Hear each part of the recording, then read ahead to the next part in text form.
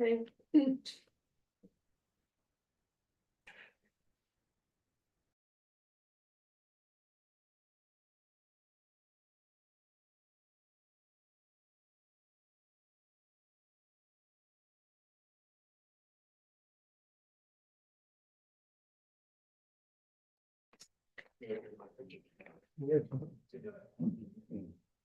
Good afternoon, everybody. I'll call the special meeting of council November 27th to order at 3:32 p.m.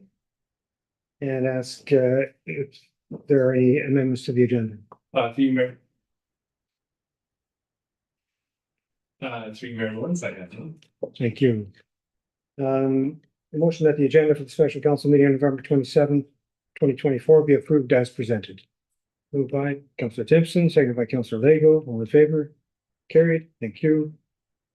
Declarations of pecuniary interest. Through Mayor Lawrence, I have no declarations of pecuniary interest, but do have grants from Councilor Van Breda. I'm just going to ask, thank you. And we have one item today, and it's delegation to full feasibility study, and the CAO who's from here. Terrific. Good afternoon, Mayor Lawrence, members of council, members of the public. Welcome. Very pleased to have joining us this afternoon a number of the members from Deloitte who have been working on this important study for Sioux Lookout. Welcome, everyone, and we'll turn things over to you in just a moment. I think it's important that we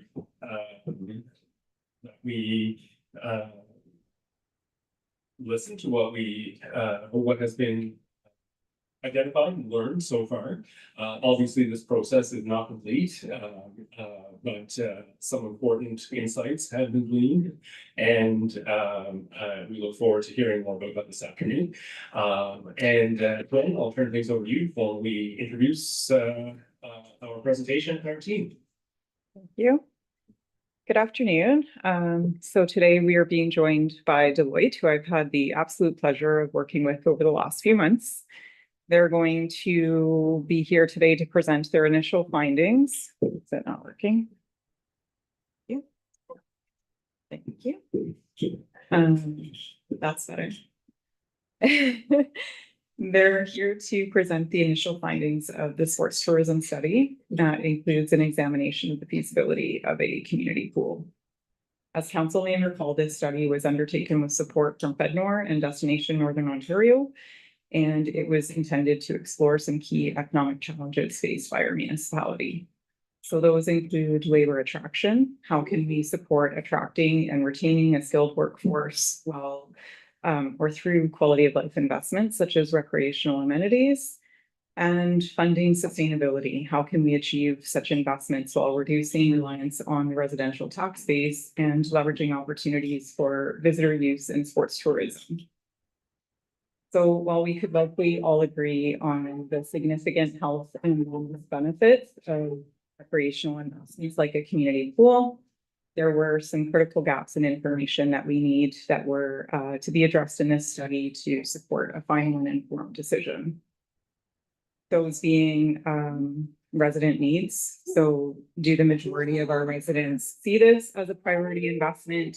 And is our current facility meeting the needs of our residents now and as we grow? And also affordability. Can we fund and sustain this type of infrastructure responsibly? It's important to understand where we're at in this decision-making journey, which is in the very early stages at this time. So this is a feasibility study, and a feasibility study evaluates the practicality and the potential of a proposed project based on the available information.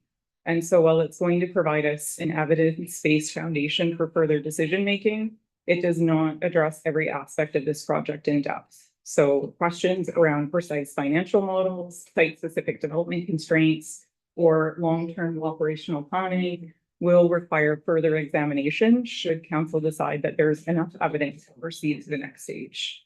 So in other words, when council comes back to discuss this decision, the decision in front of you today is not whether or not we're building a new recreation center, but rather, is there enough potential here to examine this in further detail? And this presentation is a crucial step for us in understanding whether investing in a community pool aligns with our strategic priorities and our residents' needs, and what questions remain to be answered in order to move closer to that final decision. I also just want to give you a quick reminder that we'll be meeting with Deloitte one more time in the new year as they wrap up their study for their general recommendations overall for the implementation of our sports tourism strategy. So thank you for your attention, and I'll turn it over to Deloitte so they can walk us through those full feasibilities findings.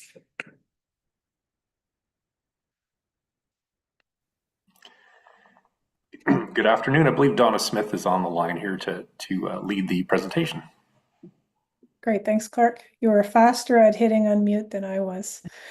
Good afternoon, everybody. Happy to be here, and thank you for having us. I have two screens going, so if you don't mind, I am going to share a screen. Does everybody, you can see if I have a PowerPoint presentation up? I'm assuming that everybody can see it, and you alternately have copies, I believe, of the presentation.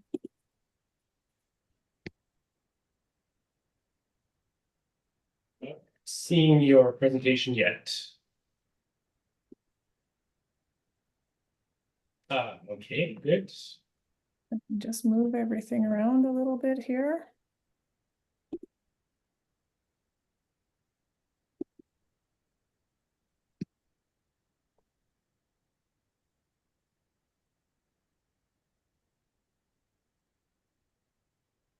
Oh, thank you.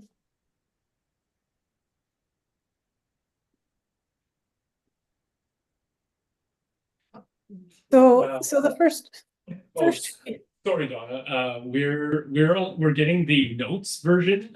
So Let me stop sharing there. That would be helpful for you. Sorry. No, that's perfect. Thank you.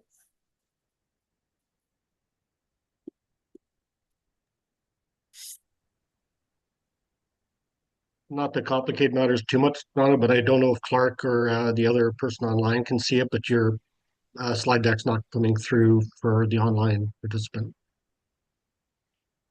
If not, it's not a big deal. I can follow along anyway. I do have the slide deck, but if there's an easy.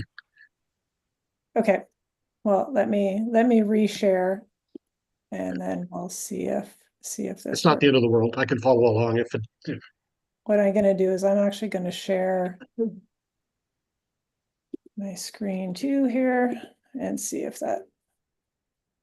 Gord, can you see that? You should be seeing a bunch of orange right now. Does everybody see orange right now? Yes. I don't know. That's fine.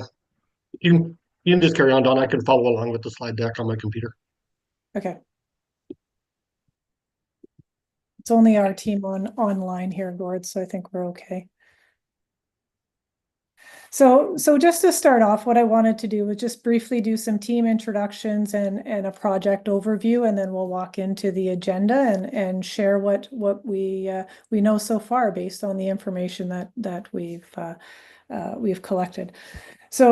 So you can see a number of people involved here today. Really, the team that's here today is Clark Hoskin, who's our project manager, and then the pool feasibility study team. So myself, Donna Smith, Gord Wickham, and Christiana.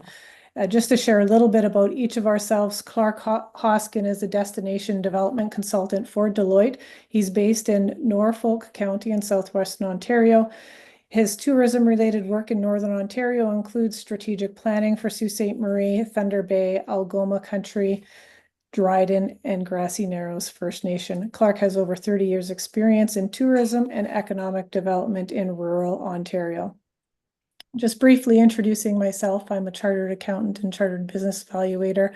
I work and live in northwestern Ontario and Thunder Bay, to be exact, for over 25 years. Christiana, who's with me, is also with my firm, Bain Smith Consulting. She's a master's of economics and has been working with us for 3 years.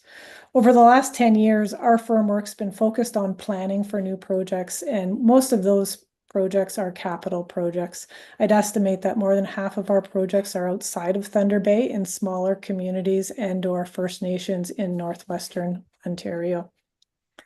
Gord, who you'll hear from during the infrastructure and site review, is an engineering and is an engineer and has been working in the region for over 30 years. He's lived in Kenora, Sioux Lookout, and currently resides in Thunder Bay. Well, he's currently residing in Arizona right now, but he normally resides in Thunder Bay.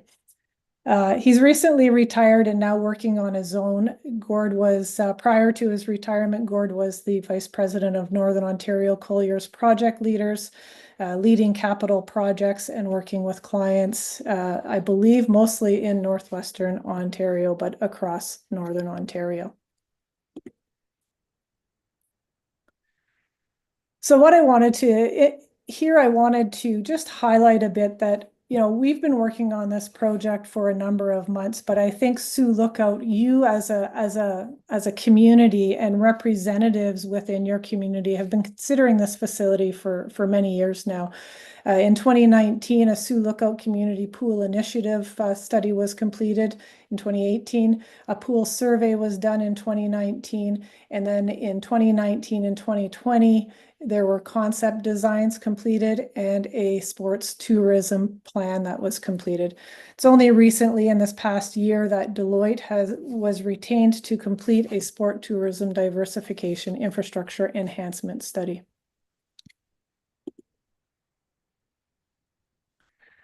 So as you know, and you've probably seen Deloitte and or myself around either in person or online in various capacities. They've taken a number of steps to date in that larger study, the infrastructure enhancement implementation strategy. So today we're sitting at the large arrow where it says community pool feasibility study. So we will be presenting the community pool feasibility study for you today. To get here, there's been a number of engagement sessions that have been held. We've had 17 one-on-one interviews with northern communities, with users of the facility, as well as potential partners of the facility. We've had nine focus groups where 97 participants have attended. So these interviews and focus groups have been taking place over the last 6 months or so. But what I wanted to highlight too is that different questions were asked at all times when we were interviewing and having focus group sessions. So Deloitte, Clark has done a number of focus groups and interviews himself. And when he was doing the interviews, he was asking more strategic questions and usage questions, where when we were talking with individuals and users and potential partners, our focus was more on the recreation center and potential recreation center. There have been 2 surveys completed. One is for households and one was for far north residents. There was 175 surveys completed for the residents, and with a sample size of 175 people, there is a 95% confidence level with a 7.4% margin of error. In simplistic terms, what that means is that the results accurately represent the population that we're working within. In the second survey, the far north residents, because of the lower number of responses, there's just a higher margin of error.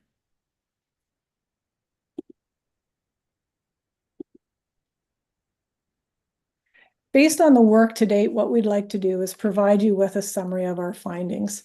We're going to cover the following topics, including kind of looking at overall the need for a facility like this in the assessment of market and other considerations.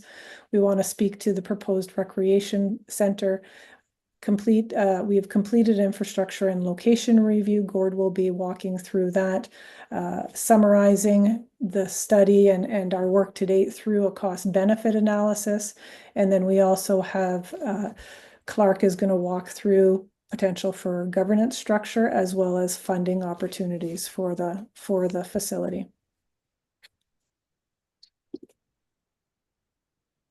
Prior to jumping into this material, what I want to do is highlight that this is a relatively brief overview of all of the materials that Deloitte has released today.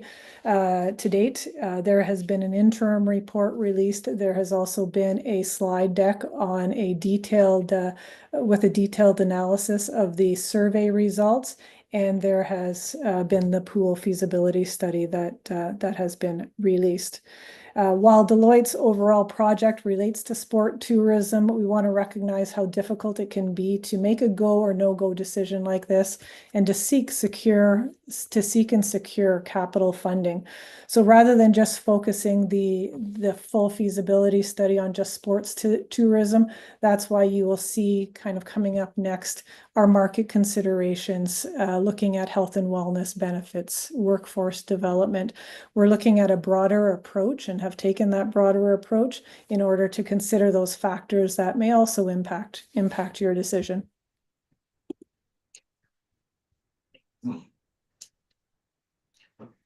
So through the market assessment, we've learned a number of things. I just want to highlight a few areas. One is that the population is based on census data in 2021, and that had shown a population of 5,839. There is an expectation of it rising to 6,137 in 2030. So over a nine-year period, you're going to have a 300 people are expected to be added to your population.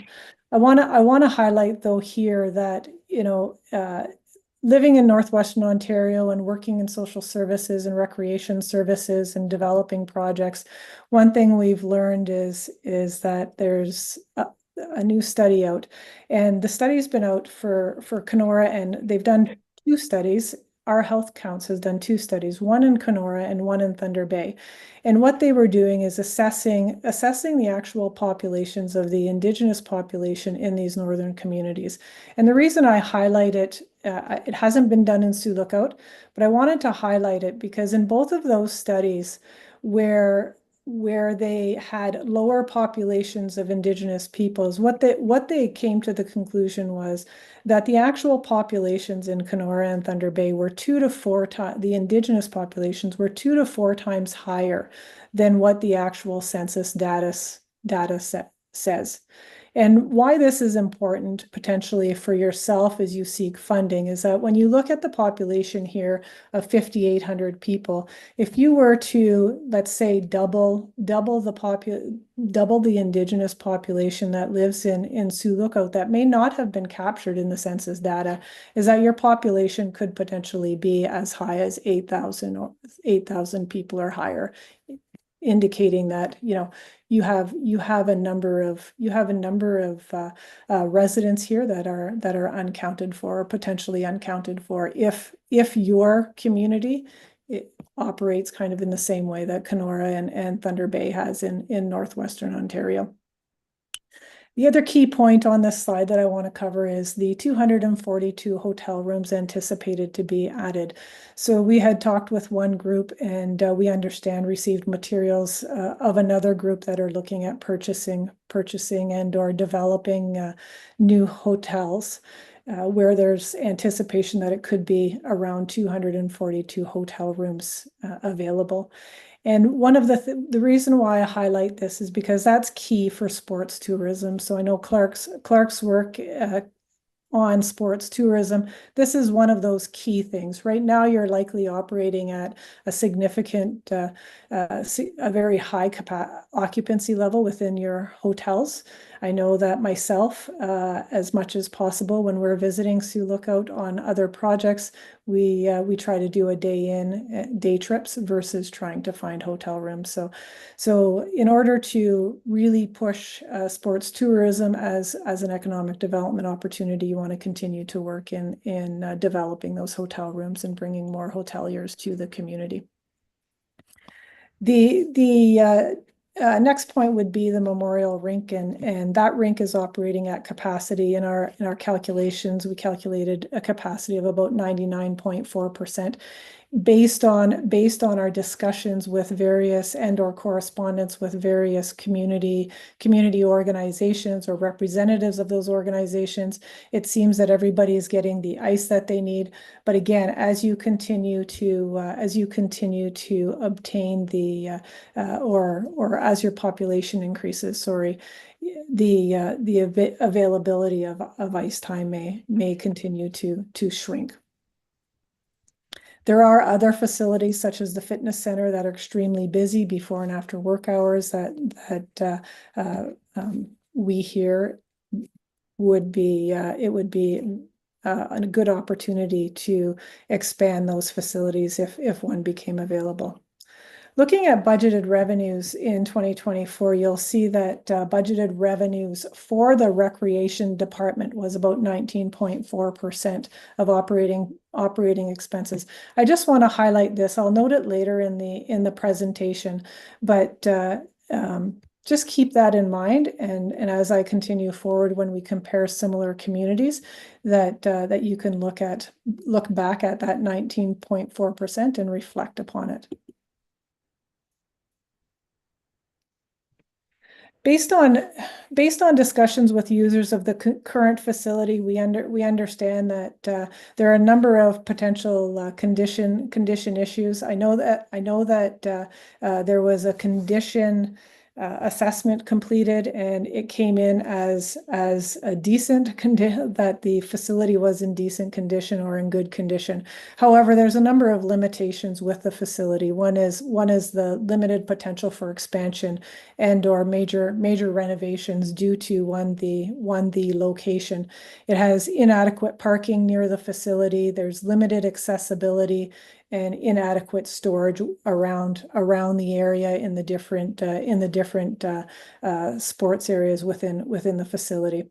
The other key highlight was that the capacity, the seating capacity right now is only at about 580, and there's some viewing areas within the rink area where even if you sit there, you probably can't see the entire game. So they're definitely not optimal seating areas. But with that said, when you look at your current junior team, there probably could be seating available of 1,000, and they would fill those seats for your junior team that currently plays.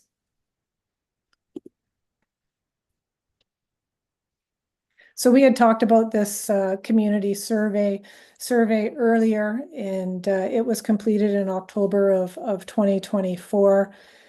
Again, we're not going to show you the entire survey. This is a document unto itself, but we do want to just highlight a few of the key points. One is that 42% of the respondents travel outside of Sioux Lookout to use a swimming pool. We don't have the data in terms of how often they travel, but they do travel outside of Sioux Lookout for access to swimming pools. The other residents or respondents who had an opportunity to complete the survey had indicated that 70% of them would use the recreation center if it had a fitness center. 49% of the respondents would use the recreation center if it had a pool. And you'll see here that what the popular types of equipment were was cardiovascular exercise equipment, strength training equipment, and group exercise classes. In the pool, it was the sauna and steam room and the water aerobics and/or fitness classes.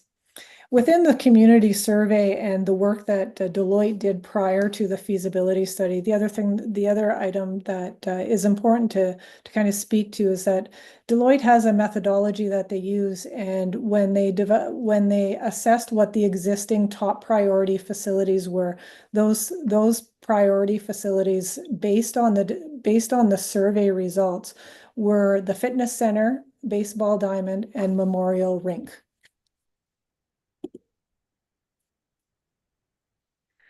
Continuing on in the community survey, there were 66 respondents who felt that the medium-sized pool or 25-meter pool would best suit the needs of Sioux Lookout.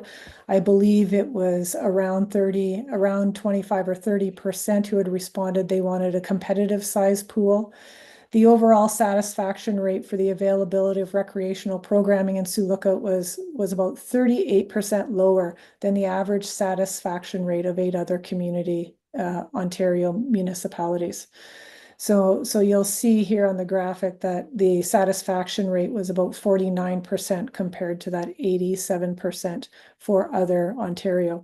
So while you say, okay, well, 49% isn't bad, when you look at overall satisfaction rates that you see across Ontario, this is quite low.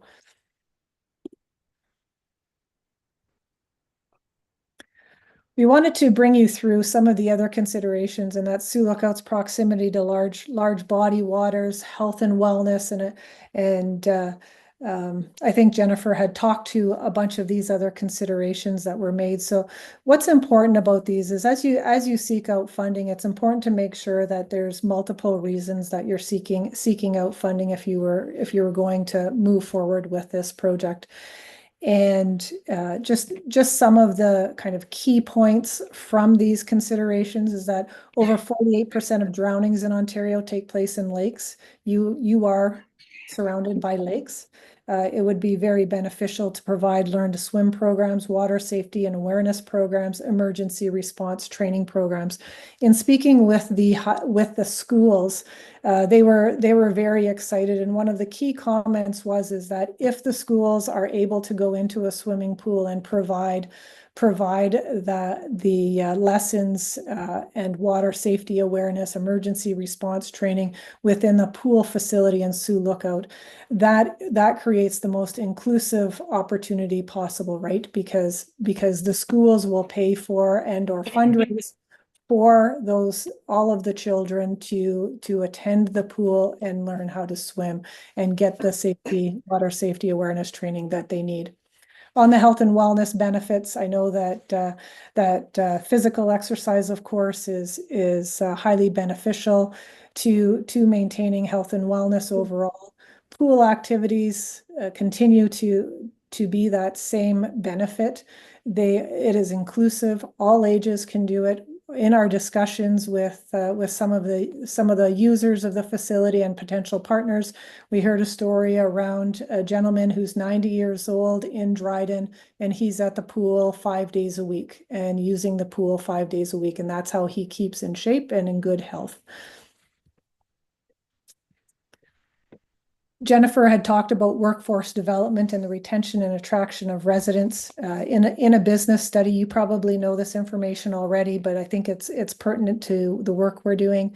In a business study completed in Sioux Lookout over the last few years, 64.1% identified human development as one of their top 3 priorities. And one of the ways that you can retain your workforce is to provide additional recreational activities that meet the needs. When we were talking with people, at least 2 people specifically identified that they moved out of Sioux Lookout into Dryden.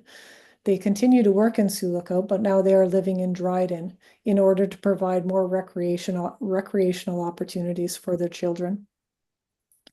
In that same study, 70% of the businesses chose tourism as having the most potential, and 45% responded that sports tourism had some of the best potential as well. When we look at trends in fitness and sports, we always want to say, okay, well, if we build a facility, are they going to use it? And recent trends show that in order, soccer, basketball, hockey, aquatic-based activities, and softball or baseball are the top 1, 2, 3, 4, 5 activities that produce maximum participation for children ages 5 to 17. I'm going to quickly go to the similar communities with pool facilities. You can see a number of numbers here. I'm just going to highlight a few. One is when we're looking at potential revenues of the facility. We didn't have access to all of the information that we asked for, but I think we have some good information here. Dryden user fees. So their revenues from user fees per capita were $41.79, and in Kenora it was $16.32. And pool revenues as a percentage of the operating expenses related to the pool was 40.5%.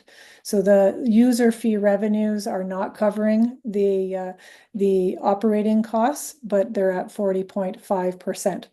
What we wanted, because we didn't have access to all of the pool data, we actually kind of broadened the approach and looked at the recreation budgets for Dryden, Kenora, and Fort Frances as a whole, and tried to better understand their user fee revenues relative to their recreation budgets. So in Dryden, the revenue as a percentage of costs is 32%. So their user fee revenues for their arenas and their pool, and that excluding their golf course, was 32% of the total costs. And in Kenora, it's 21.7% of the total cost. We also looked at Marathon. If you saw in the newspaper, they are developing a very similar facility that you're looking at. It's called the Active Living Center. In their projections, they're projecting that their revenues are going to be 30.3% of the operating expenses. And when they look at their user fees per capita, their current facility is 51.45 based on the data that I reviewed. But they're estimated, interestingly, sorry, I'm going to drop this down because I can't see it. It's $101.57. And what I want to highlight there is that if you look at the current marina or the Marathon facility that's being developed, it has pool facilities, it has rink, it has a bowling alley, it has a senior center. So it truly is that active living. I think it has a theater too. So there's a number of different facilities in there. And then you have a canteen that surrounds. So the best way to kind of produce those synergies, reduce your costs, operating costs, because everything's in one facility.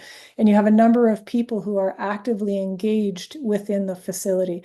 And what that allows you to do is maximize revenues. The canteen is going to be used, the cafeteria or restaurant, whatever it might be that's in that facility, is going to be used more often because you have more people going in and out of the facility. But your costs are going to be lower because you only have one canteen or one cafeteria that's there.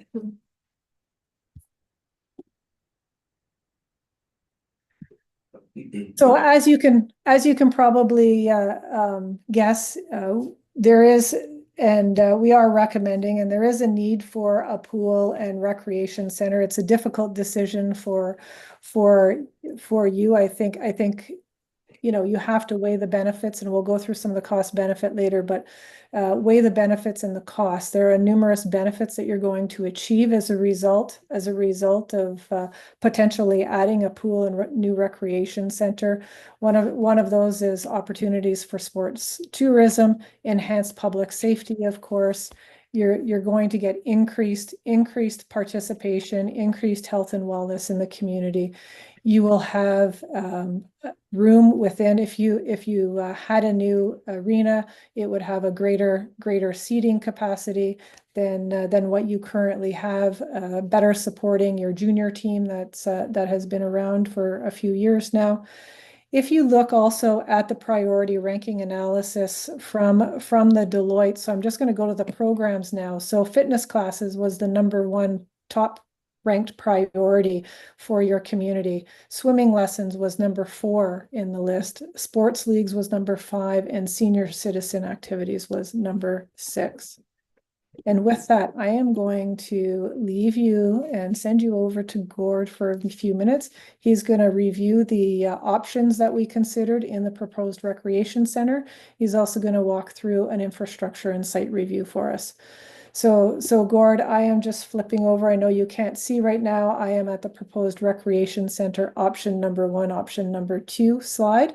And when you're ready to move to the next slide, just let me know. Thank you very much, Donna. You can have a drink of water and take a little break, and I'll Thank you. cover things for the next couple of minutes. Yeah, as Donna mentioned, we'll be walking through really the proposed recreation center programming and the spaces that we're contemplating for the facility. We'll also spend a bit of time talking about the 3 optional sites that we were given and a review of those. So maybe to the next slide, Donna, please. assuming you're there. So I'll talk quickly about what the two options that we considered are. Oh, Uh, are sorry. you I was okay? actually on option 1 and option 2, so go Okay, ahead. that's good. That's Great. where we are. Okay, thank you. So option one considers an indoor pool similar to the one in Dryden. It'll be a 6-lane, 25-meter long pool, not the full competitive pool that was initially contemplated through some of the previous work that was undertaken, really the study by Kuwait-Naski. It also includes, as Donna mentioned, a fitness center. We changed things around in the fitness center based on some of the feedback that Donna just went over. And we've really focused more on multi-purpose rooms that can be alternatively programmed. And what that means really is you can have fitness classes, you can have yoga, you can have any number of smaller fitness center opportunities within that complex. You can have one of them dedicated to a weight room or whatever the programming happens to be. We think that provides a better opportunity for flexibility in the programming as new trends emerge. We've all seen it. I mean, things cycle, and what's popular this year in 5 years may not be. So we think this gives you a better programming option to maybe change around what some of the spaces are used for. Obviously, an indoor rink, that's a high need right now, so it'll be a full-size rink. The walking track, you're probably familiar with other facilities around the region. This will be a walking track around the top of the seating area in the arena. A lot of facilities run it that way. The one in Nora is a good example. There's a well-used walking track around the top of the rink. As Donna mentioned as well, the canteen, so fairly modest canteen just for drinks and food for the people attending the facility. I mentioned this already, those 4 multi-purpose rooms. That was something that changed from the previous Kuwait-Naski study as well, and we reconfigured some of the spaces to accommodate this room. We're also not on the list, but we're also contemplating a space for physiotherapy as well. We heard from some of the user groups that, and it's actually a common emerging trend in these types of facilities to provide space for somebody to operate a physiotherapy business. It's not a giant space. It's a fairly modest space, but it is something that comes up quite regularly in other projects. And I think we heard about it here from various stakeholders in this. And then the wellness center, really kind of what I was just talking about with the physiotherapy. Option 2, everything that option 1 has, except we add another ice rink. This was contemplating partnering with the Golf and Curling Club. So one of the ideas that we were looking at is the rink could be used as a curling ice for most of the time, and then could be potentially converted to a hockey rink for periods when there's a major tournament that requires the second ice surface. Again, the same thing, the walking track remains. Because of the combined programming, we think there's an opportunity for like a full restaurant and cafeteria, similar to what's in the Golf and Curling Club facility now, due to the additional programming and the additional presence on site. As well, with this added programming, again, it opens up the opportunity for a small store. Buy sticks, buy gloves, buy these kinds of things that would be really necessary for the user groups in the facility like this. Everything else is pretty well the same. We walked forward with option 1 after a conversation with the Golf and Curling Club. I think it would be a great solution if they come on board at some point in the future, but at this point, they were sensitive to the idea that there's additional cost, there's additional operating complexity and operating risk if they get into something like this right now. I don't think the door is closed. I think there's definitely an opportunity if the funding was there that could maybe offset some of those risks and some of that exposure that they're concerned about right now. So we proceeded with option 1, but definitely the door should remain wide open for them to be added into the facility at some point if their circumstances change. Maybe the next slide, please. Next slide is up. Functional program. Oh, wait a minute. Sorry, guys. I'm trying to do it on me here now. I've changed my functional program. Okay, so this really just builds on the total building area for the program. You'll see in the report, all of the spaces are broken out that we're assuming we're going to need to accommodate the functional program that we just laid out for each of these respective spaces. We also felt it important to break out certain areas, and that'll follow along with the breakout in the cost in a subsequent slide, so that you can make a decision to maybe proceed with one, but not one of the other components, if that's something you want to look at. Or for example, maybe the Golf and Curling Club come back in as this project moves forward. Breaking everything out in this way allows you to make a well-informed decision based on the actual space that's required for each of these, like for each of the arena, the rink, and the pool, and the fitness center. Okay, Next slide, that's fine. site review. I keep forgetting I have to actually click along on mine. Sorry about that, guys. So we looked at 3 sites, as we mentioned. I believe you're familiar with them, but I'll just quickly walk through for those that may not be completely familiar with where each of them are. So West Prince, fairly obvious, as the name implies, go to the extreme end of Church Street, and it's where the kind of the empty area that is right at the end of Prince. On the golf course site, the area we were looking at around the golf course is really adjacent to number 1 fairway, in that area between the houses and adjacent to number 1 fairway in that area. Initially, that was thought of because we were hoping that the golf course and curling club would be part of the program, and then it would just get, it would be easier on that site, and then we could repurpose the existing building site for parking or access or some other program. With them not in, though, it's still a great location for it because it centralizes a lot of the recreation facilities in that one area. You got the baseball diamonds across the road. The proximity to the school is obviously fantastic. That's really one of the key elements that I think we need to accommodate is the school access for the after-school programming part of it as well. And just, it's a highly developed residential area. The area we're calling Bigwood, I wish I had the area, the highway number. Sorry, guys, I'm forgetting right now. But just where you turn off to the airport, just past that, it's the Bigwood Lake, right near the airport, just to the south of that lake. We haven't really pinned a specific area there, but it's a privately held piece of land, and we would probably be looking at highway access sites, so more to the south of Bigwood Lake toward the highway. So we came up with a few evaluation criteria. One of the things that we tried to be sensitive to was not to double count the criteria. So to explain, so I have down there cost as an example. So the Bigwood site has no infrastructure really to the site right now. So there would be a pretty significant cost associated with running and extending the services. So rather than add a criteria that said, okay, infrastructure available, and then another criteria that says cost, you're in danger of double counting that criteria. I hope that makes sense. So we tried to refine the criteria so we stayed simple yet complete in terms of covering the area, the criteria that we really needed to consider for each of these sites, so one would drop out as a preferred option. And they are. So one of them was accessibility. And really that's just how simple it is to get into the site and accommodate the required programming within that site. The Bigwood site came off very high on that one because it's literally a highway right to the door. The golf course and the West Prince were a little more complicated from an accessibility point of view because of the access to the golf course site may be between an easement, which is between a couple of houses. Not ideal.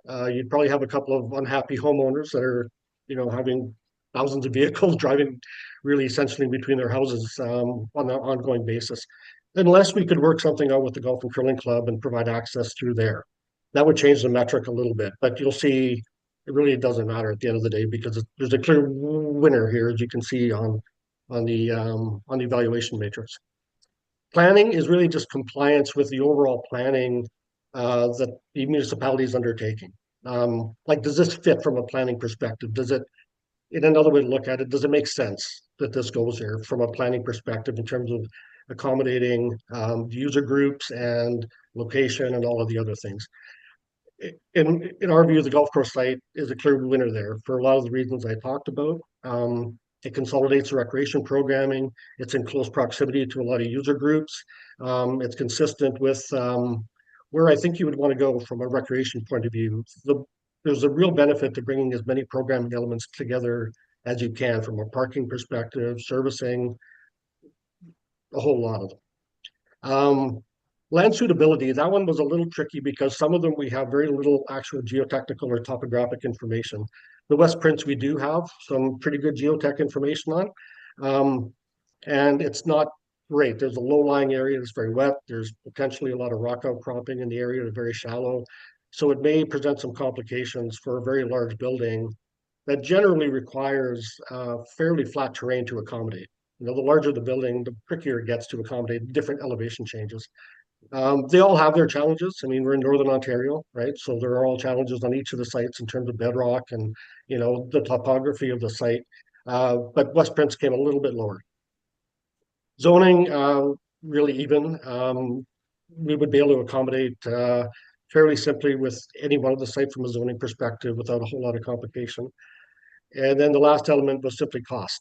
So basically, you'll see the cost to develop each site due to the circumstances of the site vary a little bit. So we try to apportion the points based on the differential of developing the project on each of these sites. Sorry, guys, I'm just trying to move my cursor here. So here are the sites, as I mentioned, the West Prince property to what I guess would be our left, the Bigwood property, which I described fairly badly, but I hope everybody here knows the area enough to know exactly where I was talking about. It would be the site that you see, looks like it's kind of cleared, right adjacent to the highway. That's probably where we would be looking at this facility. But again, we have to talk to the owner of the existing site and ensure that it's consistent with their development plan. And again, the golf course property you're all familiar with. We're looking at the area that would be just to the south of number 1 Fairway. And then the West Prince property, what I talked about. So, all right. Capital cost estimate. As I'm sure many of you are aware, this is a bit of an interesting struggle now post-COVID. It is stabilizing, but there's been huge increases in construction cost over the last 3 or 4 years. Unheard of changes, actually. And what we did is we pulled some information from the Consumer Price Index for construction. It's a government-run site that basically tracks the construction cost around the country and really provides you almost a month-by-month basis point thing for the different types of projects. So we looked at that, and then we used, as you'll see in the report, we used a similar facility in terms of the rink anyway, in Lac Sioux as a unit cost basis, and then escalated it from the 2011 model to current time, and then built a slight contingency in to adjust market conditions. One of the things that smaller communities, you guys probably know this better than me, but the smaller communities often a challenge is the market gets saturated very quickly. A large project like this pulls a lot of the trades out of the market, and prices, unfortunately, when that happens, increase. So that's something with a small projects, it's not quite as big a deal, frankly, because they don't have the consumption of resources to build.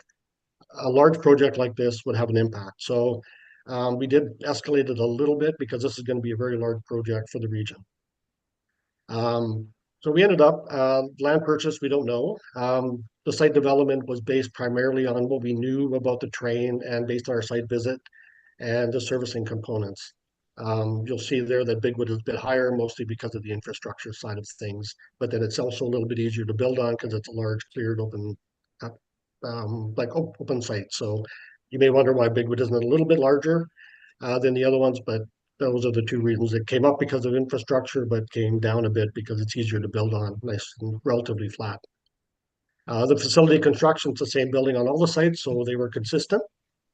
We're very preliminary days here in terms of design. We don't have a design floor plan layout yet. But one of the things that we were looking at on this facility, and it's something emerging trend, if you would, and something that the government is supporting extensively, is to build to either a net zero or a net zero ready. And what that means basically is that the building produces its own electricity through various measures, whether it's solar, whether it's geothermal, whether it's, whatever it happens to be. There's emerging technologies out there that you'd be well served to investigate as the design proceeds. We've made some assumptions regarding that being incorporated into this facility and adjusted the operating and maintenance costs from the old style of building, which is horribly expensive, for service and the power, and it's only getting bigger. So we made the assumption, and that's reflected in the capital cost. We made the assumption that you will be pursuing as many of the green energy, to use that term, a little outdated term, but that's the one I'll use now, which results in a slightly increased capital cost, but drastically reduced operating cost. So as the design emerges and moves through the different stages, you'll be doing a cost benefit analysis on that part of it. Not to be confused with the overall cost benefit analysis that Donna's going to talk about, but from a design point of view, the solar panels make sense. 99 times out of 100 in these days with the cost, with like the capital cost of solar panels dropping, yes, it'll pay off very, very quickly, generally.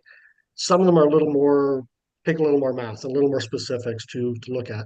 Geothermal is also sort of a no-brainer. It almost always has a very quick payback. So some of the things that we're familiar with just on past projects, we try to integrate, or we've assumed to integrate into this. But again, there's a long way to go on the design part of this to actually know what makes sense and what doesn't. So some of these numbers are going to be a little bit fluid as the design emerges. But this is our basis of assumption right now, just to get something started that you can make a decision and want to investigate further these various elements that could be integrated into the design. And I think back over to you, Donna. Thanks, everyone.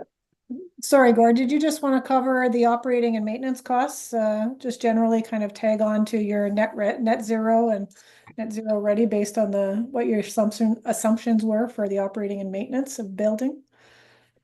Just at the bottom. So the building operating and maintenance cost, like I mentioned, we formed that on the basis of integrating as many green energy elements as we can.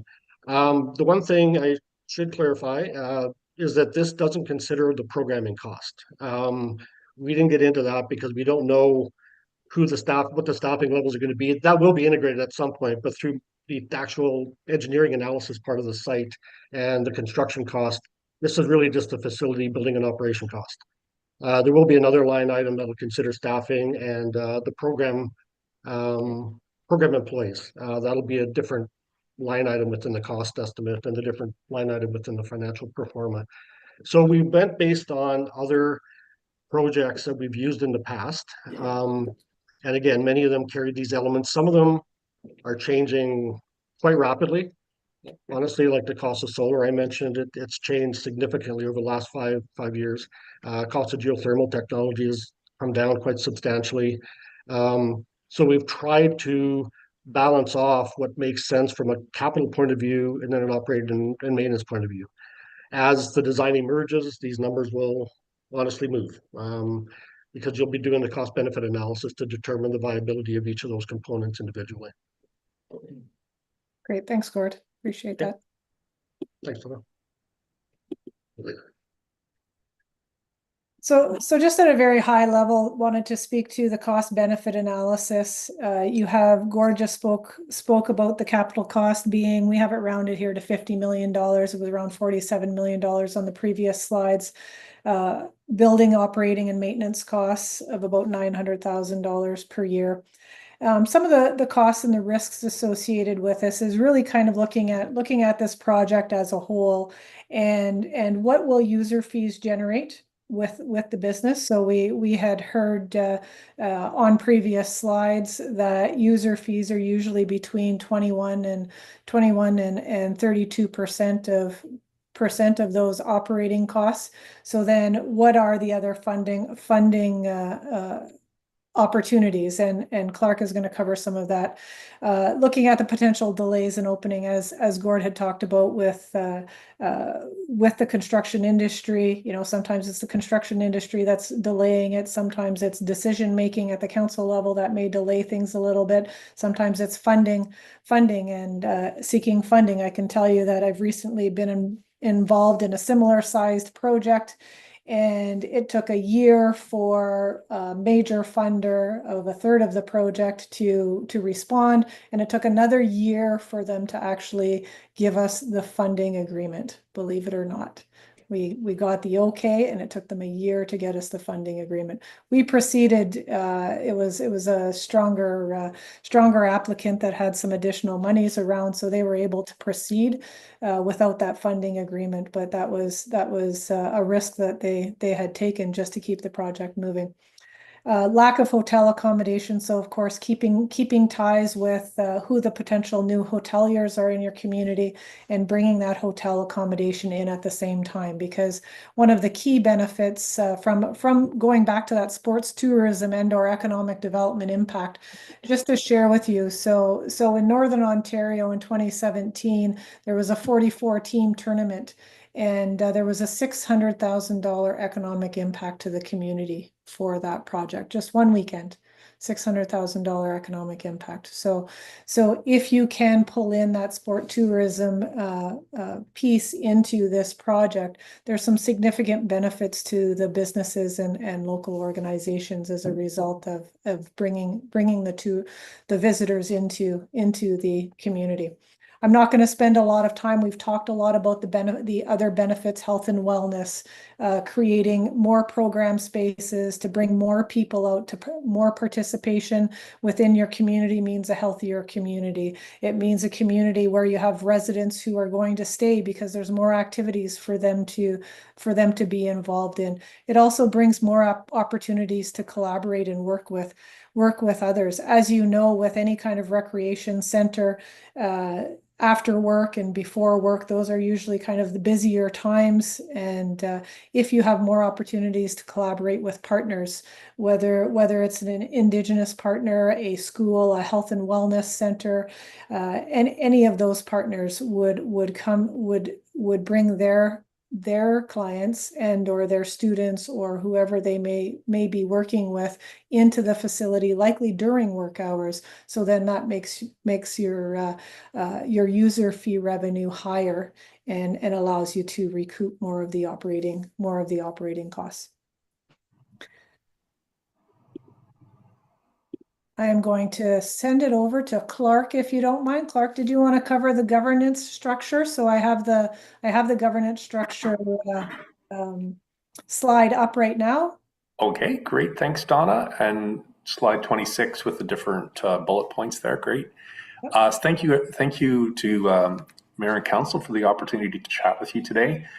Governance structure for the proposed facility will be a very important consideration, not only from a financial perspective, but from a cultural one as well.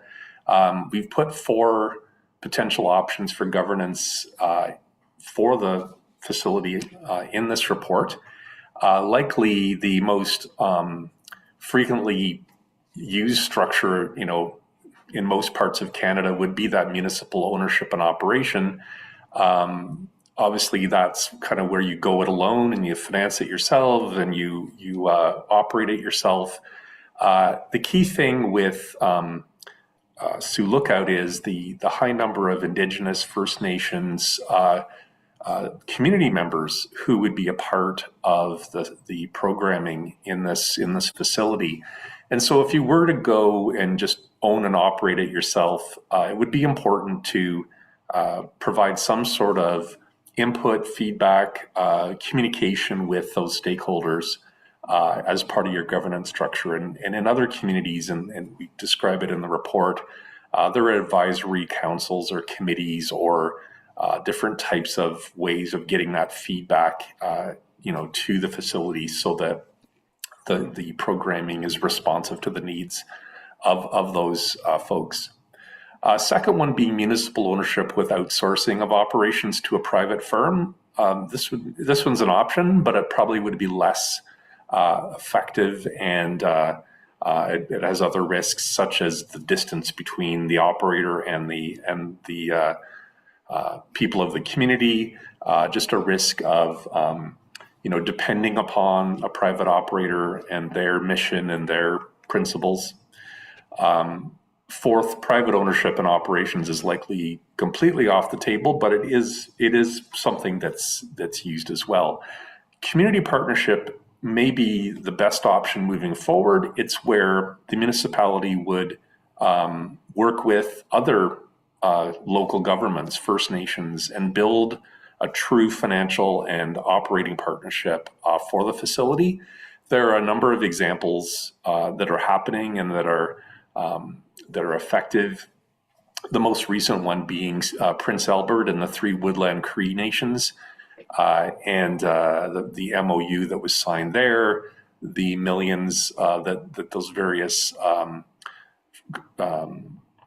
First Nations are putting into the facility, the ownership stake they would have in it, as well as working together on advocacy at the federal government and provincial government to get additional funds. So there are good examples of that out there. But whatever you decide to do down the road, you would need to have a governance structure that reflected your community and your goals. Moving on to funding opportunities. Obviously, there's a number of areas that grants can be sourced from, different funding sources. Between now and the time when you would actually start seeking those grants and programs from senior levels of government, those programs may change. There are a number of them that are in place now, and they're detailed in the report, but you would need to keep on top of the eligibility criteria and the various agencies that are overseeing them. They're clearly more effective or more fruitful if you are in partnership with others and if you meet a number of different objectives that the government would want you to meet. So they're definitely main funding sources, and they should be looked into. And it would help to have advocacy with neighboring communities. Some of the tax-based funding sources, municipalities can get creative with types of fees that they may be able to redirect, or they may be able to find some types of sources within their own revenue stream. The municipal accommodation tax is probably the easiest route to take to fund a part of this facility, especially if it has a tourism-related function. Many other communities in Ontario, I'm thinking of Sault Ste. Marie specifically, have used their municipal accommodation tax to build infrastructure and have become quite creative when it comes to using that revenue stream. So those are certainly possibilities.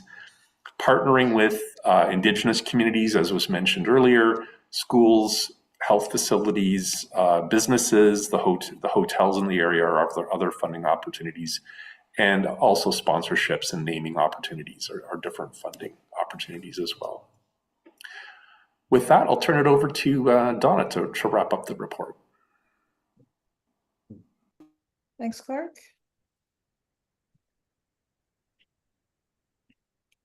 So just concluding, I guess I wasn't talking soon enough here.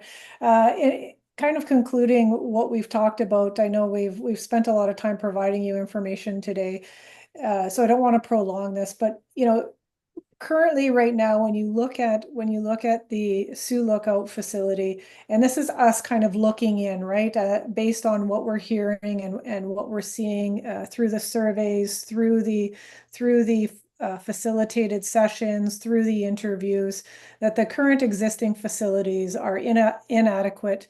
If you continue to grow based on adding another 300 residents or more, you look at that and the current facilities are inadequate. And it's mostly because of that you're hindered by the location of your current facility. And of course, there's that need for a pool. The preferred location that Gord had spoken to was the golf course property. And looking at option number 1 at this point, unless you further conversations with the representatives and the board of the golf and curling club, which we would highly recommend.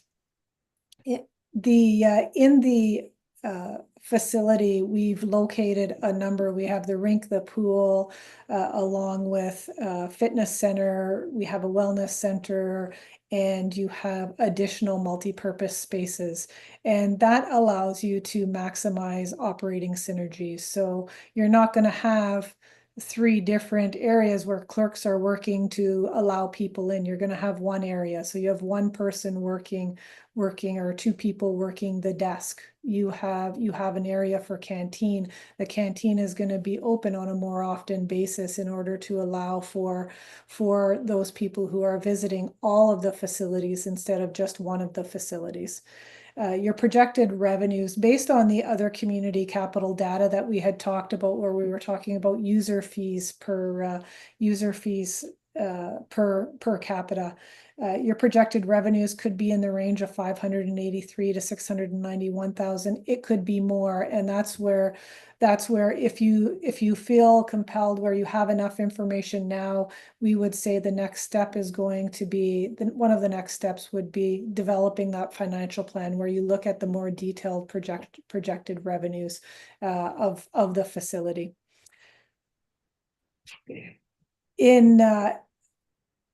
Whoops, sorry. Kind of final point of comment is that I'm going to lean on what Clark was saying with respect to some of the revenues that you have and being creative around how you fund the facility. User fee revenues may be between 25 to 35%. If you look at the Dryden pool, it's 42%. So there's different opportunities where user fee revenues can really increase, but you will have to support that in other ways through creative revenue generating ways, whether they're sponsorships, whether it's the MAT tax, whether it's other opportunities that you may have to support programming through government funding. You always want to, your partnership revenue, you always want to look at those other opportunities that could be available when you're looking at a project like this. Moving through to next steps on the bigger project, on the Deloitte's Sports Tourism Infrastructure Enhancement Strategy project, the next step for that project is the selection of future directions, which I believe Jennifer had spoken to earlier, and getting together in January in regards to what the next steps will be. The next steps in the recreation center planning that we would recommend, if you wanted to move forward, you could commence soft negotiations with the golf club to look at purchasing the golf course property. You would revise the concept drawings that were done in 2019 to be based on the functional program that's within the feasibility study. You'd have to complete geotechnical work related to the golf course. You would work with the engineers to support that net zero ready model. After you had concept drawings and the geotechnical work done, you'd be in a better position to prepare Class C capital cost estimates. And all at the same time, you're kind of working in conjunction with various parts of various consultants and or with team members of your existing staff. You'd look at determining the use of existing recreational facilities and what would be the cost to continue to operate those recreational facilities if that's what you were going to continue to use them for, or would you diversify and use them for other purposes. You also develop that financial plan and capital and operating budget, so you could see exactly here's the revenues, here's the user fee revenues that we would expect, here's the operating costs based on the programs that are going to be in the facility, and what is the amount that's going to be expected to be generated from other sources of revenues, and then looking at an actual capital budget and the potential sources for that capital budget as spoken to. So with that said, I'm going to thank you very much for having us do this presentation. I know it's a lot of information at once, and it's sometimes difficult to digest all of it. We hope that it was good information and will help facilitate any decision making for you going forward.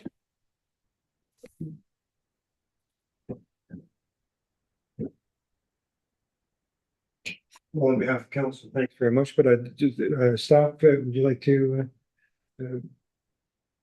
Through your ones, yeah, just again, on behalf of staff and our team, we want to extend our appreciation to the professionalism and so on that we have enjoyed in working with Deloitte and as well as Bates Smith Consulting. So and I also want to acknowledge contributions on our end. Certainly Jen has been doing a great job of advancing this project and working with Deloitte, but also some of our other key staff who've been involved in providing input and working on numbers and all that type of thing. So we appreciate the opportunity to sort of have arrived at this point.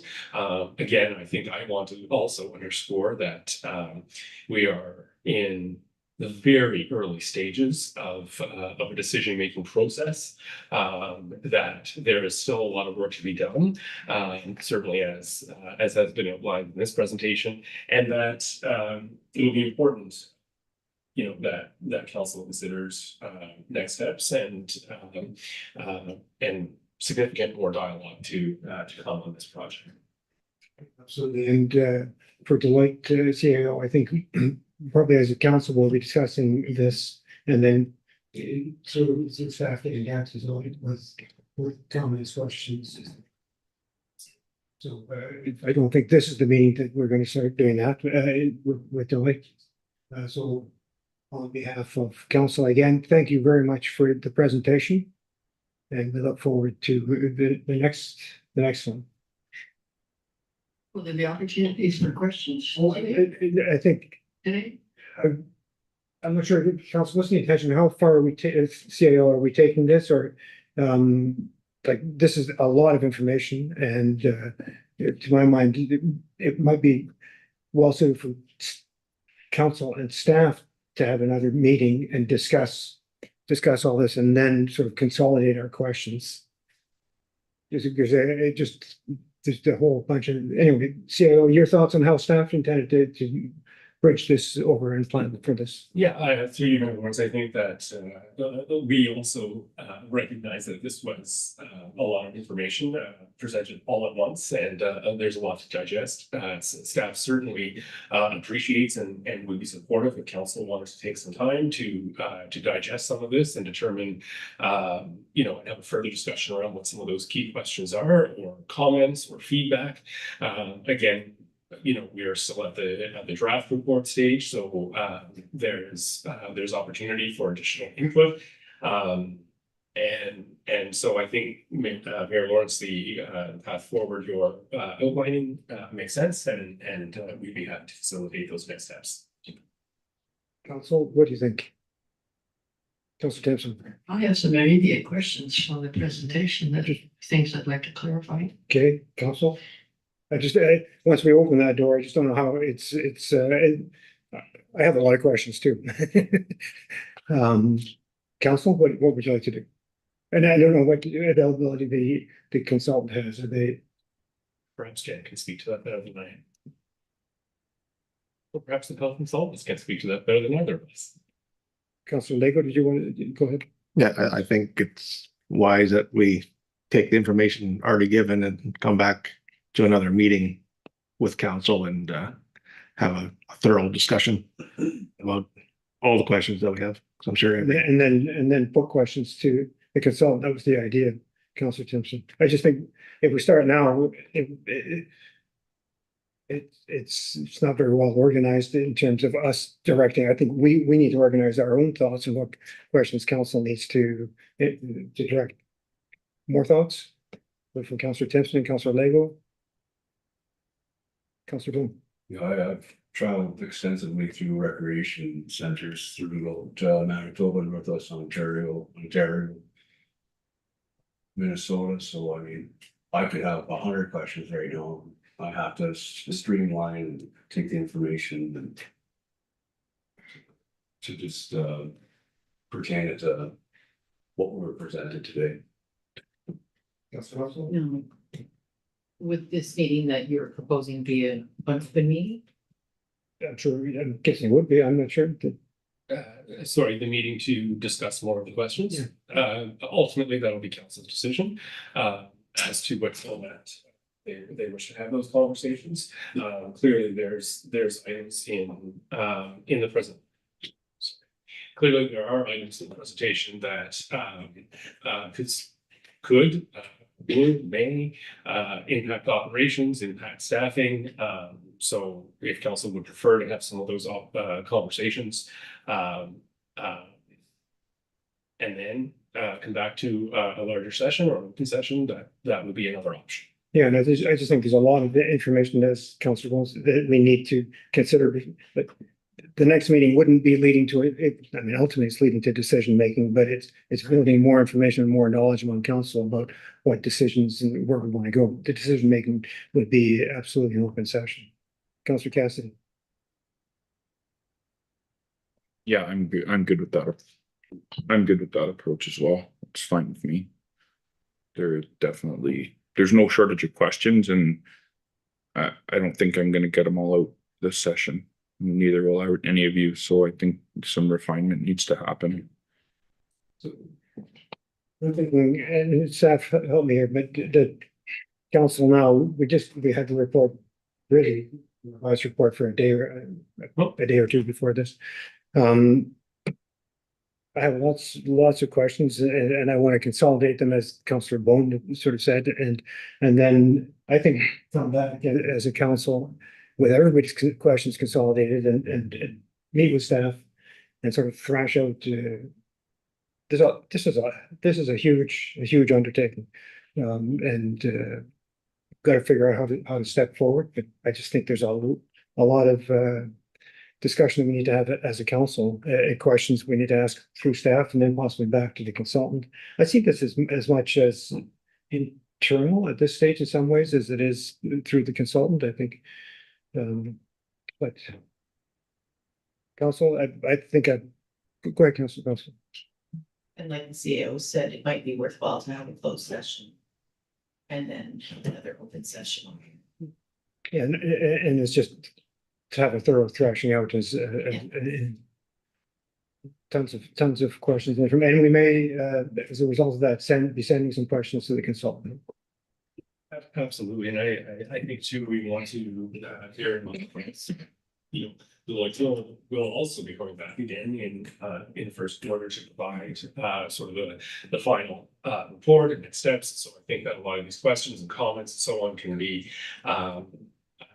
fleshed out between now and then, and Jennifer and I will work with Deloitte and their team so that final presentation and final report sort of addresses those questions and so on and so forth, so that when that is finally presented back to the community, you know, a lot of those questions will have already been answered at that point. Yeah.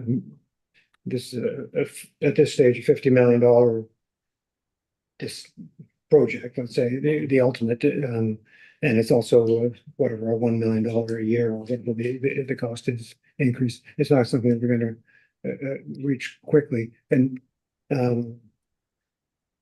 I think council. I think the majority of council agrees with me. Bit of time to digest, formulate, and come to a meeting with more thoughts, more questions, and maybe we might maybe not sure about submitting things to staff ahead of time for consideration as well.